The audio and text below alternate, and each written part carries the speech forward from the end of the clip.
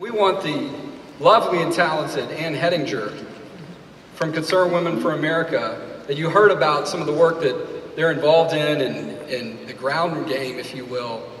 Certainly no stretch of the imagination there. And talk to us about this law, but also how you see this religious freedom issue and why it's so important to the Concerned Women for America of Texas. A long time ago, Beverly LaHaye said, "Putting families first." That's our motto. Well, she was a preacher's wife, so you can imagine that putting families first meant God's definition of a family: a mother, a father, their biological or adopted children. That's what she was talking about. So for the last 35 years, that's what we've been doing, trying to put families first.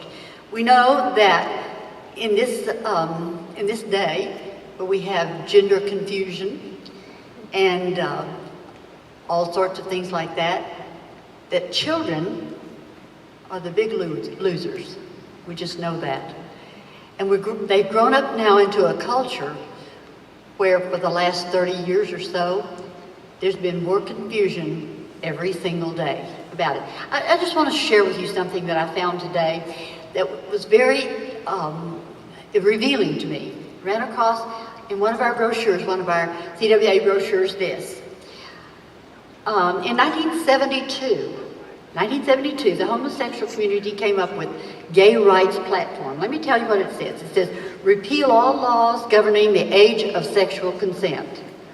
Repeal all legislative provisions that restrict the sex or number of persons entering a marriage unit. The government, number 3, the government should provide protection from discrimination based on sexual orientation in employment, public accommodations, education, just as protection is provided on race, creed, color, sex, or national origin. 4th, anti-homophobic curriculum in public schools. 5, the government should ensure all public education programs include programs designed to combat lesbian gay prejudice. Institutions that discriminate against lesbian and gay people should be denied tax-exempt status and federal funding. Number 6, public and private institutions should support parenting by lesbian or gay couples. Did they get it done? They did. Everything that they set out to do, they're well on their way to having accomplished. And this is all defeating to Christian families. Let me divert a little bit. When somebody misbehaves on the road, passes you up, honks you, gets too close for you, do you like that person? No, I don't. I try to be kind of not too bad in the names I call them, but I kind of do. And you know what? God has said to me, since this decision came down, and those people that are doing that are participating in this kind of lifestyle, do you know they're hurting? Do you care, Anne? Do you even care that they're hurting people? And then it came to me that perhaps we as Christians have not cared about the person. We've been blinded by what we thought was their sin and separated ourselves from their hurt. And so, Jonathan, I see that the decision has come down. So where are we now? I believe we're where God put us. I think we're there to provide the help and the encouragement and the hope for change in their lives that bring them to the place where they honor Jesus Christ with their life, and He honors them with eternal life when they've accepted Him as their Savior. Thank you. And thank you so much for your friendship. It's been so important. Dave, Pastor Dave Welch, wow, you've seen quite a bit in your work, in your years. You're in touch with hundreds, if not thousands, of pastors across the state and the country. Tell us a little bit about your experience with them during this legislative session, but just how the issue of religious freedom and marriage is being talked about and impacts Dave right now from the pastor perspective. Well, thank you, Jonathan. And you've heard so much tonight already from these men that really are heroes, and already these pastors that have stepped up to the front lines, and they really represent what's out there. And I guess I just want to encourage everybody, because I can't count how many times I've heard through the years, and I'm sure Kelly has as well, people saying, where are the pastors? Elected officials, others, even grassroots activists, looking for leadership from the churches, where are the pastors? And there's been a great vacuum through the years, but when we started the Pastor Council in Houston in 2003, I refused to believe that there were not pastors out there who would stand together. And so we'd experienced them, we knew they were out there, but they were not together. So that really has been the mission of the Pastor Council, to bring pastors from all across racial lines, denominational lines, pastors who would normally never even see each other in a large city because they were just of different denominations, different parts of the city, but who believed the same things. And that's what we saw this session. And it was a wonderful thing when the call went out, and everybody was beginning to feel, especially as these ordinances began to, what we call the whack-a-mole, kind of popping up all over, and from San Antonio, Texas, to Fayetteville, Arkansas, to Baton Rouge, Louisiana, Charlotte, and of course eventually in Houston. And many of you might be familiar with the incident that Jonathan mentioned earlier. I am one of the Houston Five who received those little blessing of a subpoena from the mayor of Houston.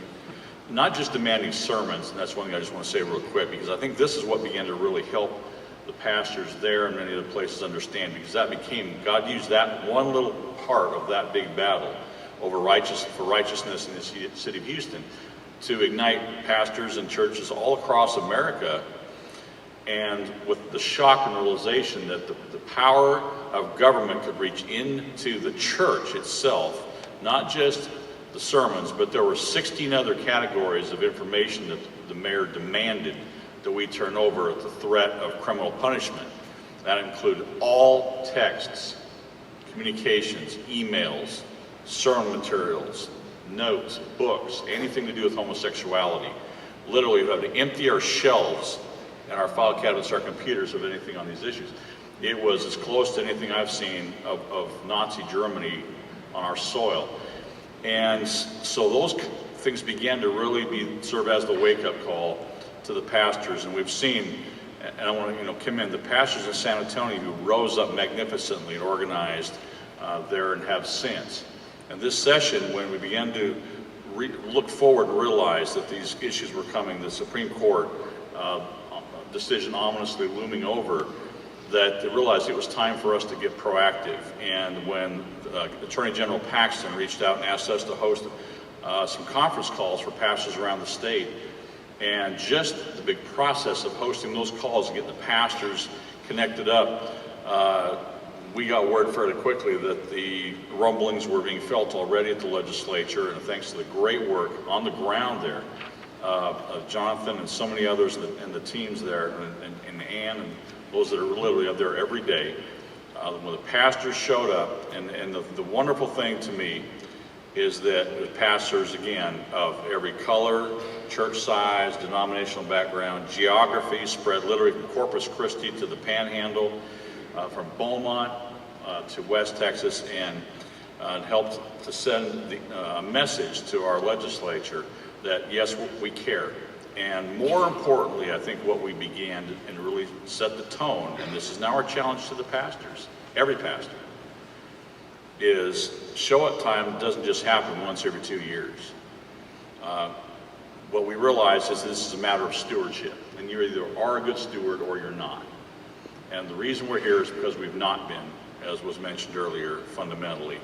And our charge to the church is, if we're going to be purveyors of the whole counsel of God, of the Great Commission in its totality, and we do love God with all of our heart, mind, soul, and strength, and we love our neighbor as ourselves, then we will do this because it matters to Him. So I'm thankful for that all coming together, and we did see a victory, and now the challenge for us becomes, what next?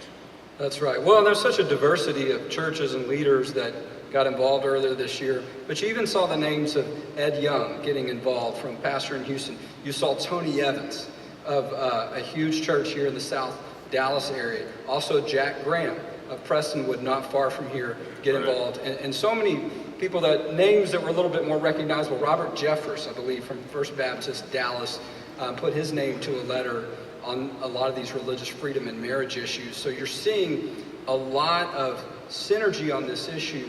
But, you know, it seems to me, too, that there are a lot of folks that are in the smaller churches. You know, maybe they haven't heard of Liberty Institute. Maybe they're not, aware of how to get involved at the Capitol. And so it seems that there's still so many of them out there that have yet to be reached. But when they are, they're excited to learn about this information. Has that been your experience? It has been, and very much so. And I think that's what really the blessing of this has been. And we're encouraging pastors as well. That's why we need to be organized at the city level, because no pastor should stand alone. And it doesn't matter what size of the community. At the end of the day, we all, whether a community is one like I live in Magnolia, just outside the city limits of 1,111, the northwest corner of Houston, or whether in the city limits of Houston of 2 million people, or any importance in between. What we found is the community of pastors.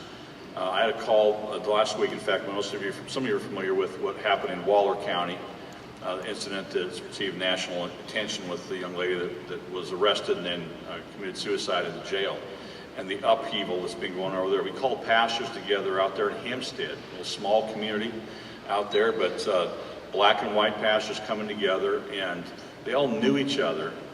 But it takes something, and takes an effort to say, guys, you got to be together and stay together to have that kind of synergy, to be continuously a presence. And things like, for example, the sheriff didn't make the phone call to the pastor that years ago they would have, because they didn't know who to call.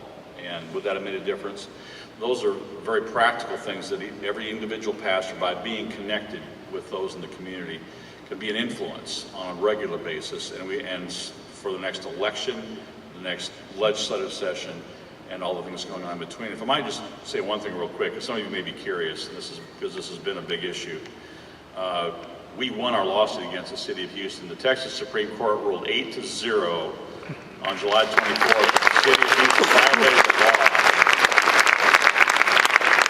and ordered the city to put this issue on the ballot or repeal it, which of course they didn't repeal it. The mayor then put biased and misleading and illegal language through the city council, so we had to file another lawsuit, which is now before the state Supreme Court, to get correct ballot language. But we also filed a federal civil rights lawsuit against the city of Houston for trampling on the rights of the pastors and the citizens.